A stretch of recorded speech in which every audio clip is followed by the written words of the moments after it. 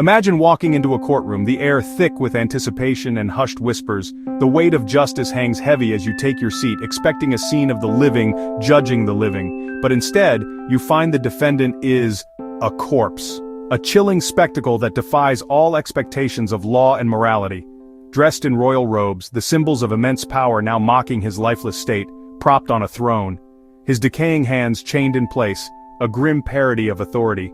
The stench of death mixes with the incense, creating an atmosphere of profound unease and dread. This isn't a scene from a horror movie, a macabre fantasy spun from nightmares. It's a real trial, a documented event that happened in the year 897. And the accused, the silent figure at the center of this grotesque spectacle, was the Pope himself. A trial of the dead, by the living. This is the story of the Cadaver Synod, also known as the Cadaver Trial, the most grotesque, bizarre, and frankly unbelievable trial in recorded history. A dark stain on the annals of the papacy. We're transported back to the late 9th century in Rome, a city steeped in history and intrigue. The Catholic Church is the most powerful institution in Europe, its influence stretching across kingdoms and shaping the lives of millions. But behind the holy image, behind the gilded altars and soaring cathedrals, lies a tangled web of political chaos, rampant corruption, and shocking betrayal. A battle for power waged in the shadows of faith. The Pope wasn't just a religious leader, a shepherd guiding his flock. He was a political kingmaker, wielding immense influence over the fate of nations. He had the power to crown kings, depose emperors, and shape the very course of history. And that meant enemies. Powerful enemies. Many enemies lurking in the shadows, eager to seize power and settle old scores. Enemies who would stop at nothing, not even desecration, to achieve their goals. Pope Formosus, the very name conjures images of power, intrigue, and the dark underbelly of the medieval papacy. He ruled during one of the most turbulent periods in the Church's history, a time rife with political maneuvering, warring factions, and a constant struggle for dominance. But even in death, his enemies weren't finished with him. They sought not only to erase his accomplishments, but to desecrate his very being. The story of Formosus is a chilling reminder of the lengths to which ambition and vengeance can drive individuals, even within the hallowed halls of the Vatican. Formosus had a controversial career, marked by both remarkable achievements and deep-seated animosity. Before ascending to the papacy, he served as a bishop, a trusted advisor, and a skilled diplomat, sent on critical missions to powerful kingdoms across Europe. These missions were not mere formalities. They involved navigating treacherous political landscapes, negotiating treaties, and representing the interests of the Church in a world teetering on the brink of constant conflict. His diplomatic skills were highly valued, and he became a key player in the complex game of medieval power politics. He forged alliances that strengthened the Church's position, securing valuable resources and solidifying its influence. But in doing so, he also inevitably created dangerous rivals, individuals and factions who felt threatened by his growing power and resented his success. Accusations of corruption, abuse of power, and self-serving ambition followed him for years, casting a shadow over his accomplishments and fueling the animosity of his enemies. These accusations, whether true or fabricated, served as potent weapons in the hands of those who sought to undermine him. The whispers of scandal and the rumors of impropriety clung to him like a persistent stain. When he finally became Pope in 891, after years of navigating the treacherous currents of ecclesiastical politics, he inherited a church facing immense challenges. He made decisions that, while intended to strengthen the papacy, ultimately angered many powerful figures within the church and the secular world. These decisions, often made under immense pressure and with limited options, would have far-reaching consequences, setting the stage for the drama that would unfold after his death. Pope Formosus died in 896, leaving behind a legacy of both achievement and controversy. He was buried with the honor and ceremony due to a pontiff, his body laid to rest in the sacred ground of St. Peter's Basilica, or so it seemed. But only a year later, the fragile peace that had settled over Formosus's grave was shattered. His successor, Pope Stephen VI, a man consumed by a burning desire for revenge and deeply influenced by Formosus's enemies, decided that a simple burial was not enough. He believed that Formosus's actions had been a grave betrayal of the Church and that his legacy needed to be completely eradicated.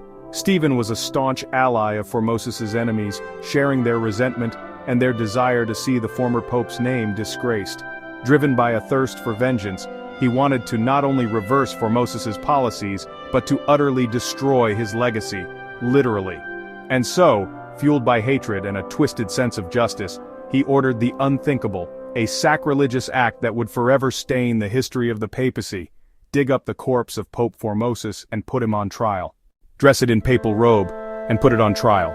The courtroom was packed. On one side, Pope Stephen VI, furious and theatrical. On the other, the rotting body of Pope Formosus, propped up on a throne, guarded by monks. A deacon was appointed to speak for the corpse. The charges: perjury, violating church law, and illegally becoming pope. The outcome was decided before the trial began. Formosus was declared guilty. His papal robes were stripped from his corpse. 3 fingers, the ones used for blessings, were cut off. Finally, the body was dragged through the streets and thrown into the Tiber River. The immediate aftermath of the Cadaver Synod was one of shock and disbelief. People struggled to comprehend the sheer audacity and sacrilege of the event. At first, many were too afraid to speak out, fearing retribution from Stephen VI and his supporters. The political climate in Rome was volatile, and dissent could be a dangerous game. But soon, as word spread and the horror of what had transpired sunk in, outrage grew. Whispers turned into shouts, and discontent simmered beneath the surface. The people of Rome, already weary of political intrigue and papal power struggles, had finally reached their breaking point. Riots broke out in Rome, fueled by a potent mix of anger, fear, and religious fervor. The streets, once symbols of Roman order, became chaotic scenes of protest and rebellion. The public outcry was deafening. The people demanded justice for the desecration of Formosus and the mockery of the papacy. Pope Stephen VI, who had orchestrated the entire macabre spectacle, quickly found himself isolated and vulnerable.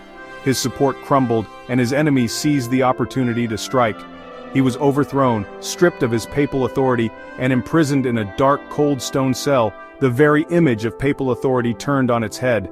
The man who had sat in judgment was now himself judged. But the story doesn't end with imprisonment. Stephen VI's reign of terror concluded in a brutal and decisive manner. He was strangled to death in his cell, a grim end to a grim chapter in papal history. With Stephen VI gone, the pendulum swung back in favor of Formosus. The public, now fully aware of the injustice he had suffered, demanded that his honor be restored. The body of Formosus, which had been thrown into the Tiber River, was eventually recovered, retrieved from its watery grave. In a symbolic act of repentance and reconciliation, Formosus was reburied with honor in St. Peter's Basilica, the most sacred site in the Catholic world. The act was meant to atone for the sins of the Cadaver Synod and to signal a return to justice and piety. Despite the attempts to erase it from memory, the Cadaver Synod remains one of the darkest and most bizarre moments in church history. It serves as a stark reminder of the depths of political intrigue and personal vendettas that could consume even the highest echelons of the Catholic Church. The event continues to fascinate and horrify historians and theologians alike, a testament to the enduring power of its macabre tale. In the years that followed, the papacy struggled to recover from the scandal. Later popes, recognizing the profound damage caused by the Cadaver Synod, took steps to annul the trial and officially restore Formosus's name and reputation. They condemned Stephen VI's actions and sought to distance the church from the shameful episode. But the damage was done. The Cadaver Synod had exposed the vulnerability of the papacy to corruption and abuse of power, leaving an indelible stain on the history of the Catholic Church. Even today, centuries later, historians still debate the motivations behind Stephen VI's shocking actions. Was it pure, unadulterated revenge against a man he perceived as a rival? Or was it a desperate, calculated move to consolidate his own power and secure his position as pope? The answers remain elusive, shrouded in the mists of time and the complexities of human nature. The Cadaver Synod stands as a chilling example of how personal animosity and political ambition can lead to acts of unimaginable depravity. History is full of moments that seem too strange, too unbelievable to be real. Moments that defy logic and challenge our understanding of human behavior, but they are, in fact, real. And the Cadaver Synod is one of the strangest of them all.